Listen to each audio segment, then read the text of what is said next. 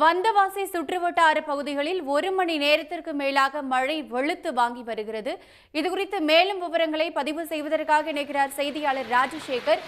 ராஜசேகர், விவரம் என்ன?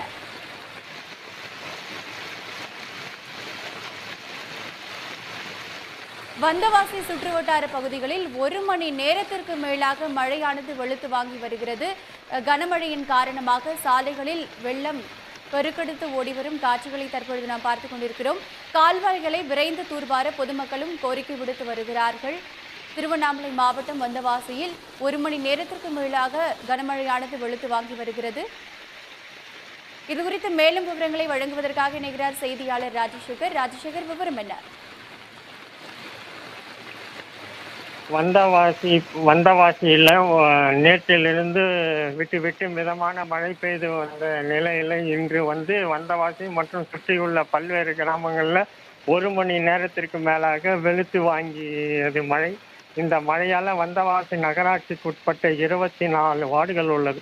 இந்த 24 வார்டுகளில் பெரும்பாலான வார்டுகளில் பார்த்தீங்கன்னா கழிவுநீர் கால்வாய் அடைப்பு காரணமாக 1 மணி நேரம் பெய்த பலத்த மழையால் கழிவுநீர் கால்வாயில் கழிவுநீர் தள்ளாமல் மழை நீருடன் கழிவுநீர் கலந்து சாலையில் ஆறு போல ஓடியது. இதனால் பொதுமக்களும் வாகன ஓட்டிகளும் பெரிதும் பாதிக்கப்பட்டனர். மேலும் வந்தவாசி பொட்டிநாடு விரிவு பகுதியில் பார்த்தீங்கன்னா கழிவுநீர் கால அடைப்புனால அந்த ஏரியிலிருந்து கலங்கள் வழியாக உபரி நீர் எப்படி கொட்டுமோ அதை போல் கழிவுநீர் கால்வாயிலிருந்து கழிவு நீர் சாலையில் கொட்டி ஆறு போல் ஓடியது.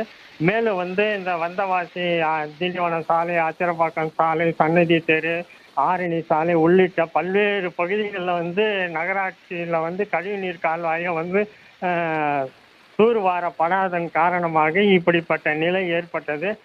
தமிழக அரசு அறிவித்திருந்த நிலையில் நகராட்சியில் உள்ள கமிஷனரும் அதிகாரிகள் இதுவரை எந்த விதமான கழிவுநீர் கால்வாய்களும் சுத்தம் செய்யாதன் காரணமாக தான் இப்போது பலத்த மழை பெய்ததன் காரணமாக கழிவுநீர் கலந்து மழைநீர் கழிவுநீர் கலந்து சாலையில் ஓடுது. மேலும்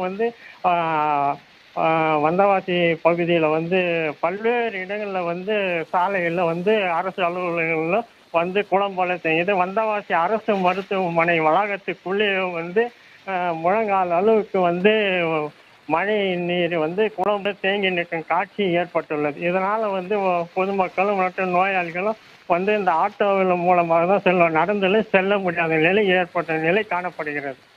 உடனுக்குடன் செய்திகளை தெரிந்து கொள்ள சன் நியூஸ் பெல் ஐகானை கிளிக் பண்ணுங்க.